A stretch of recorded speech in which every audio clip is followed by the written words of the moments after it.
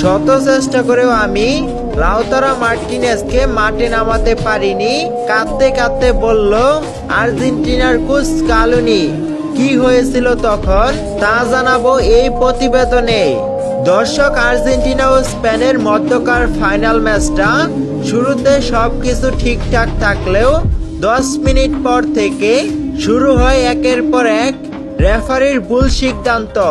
আর্জেন্টিনার coach Scaloni দেশে ফিরে সাংবাদিকদের প্রশ্ন উত্তরে জানায়, আমি বারবার লাউতারা মার্টিনেজকে মাঠে নামাতে চেয়েছি।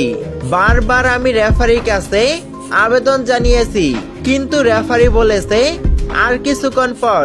তখনই আমার বোঝা হয়ে গেছিল এই ম্যাচে কে চ্যাম্পিয়ন হবে তা হয়তো আগে থেকে ঠিক হয়ে গেছে। তার জন্য আমি লাউতারা মার্টিনেজকে মাঠে নামাতে পারিনি, এমনটাই জানায় আর্জেন্টিনার কোচ স্কালোনি।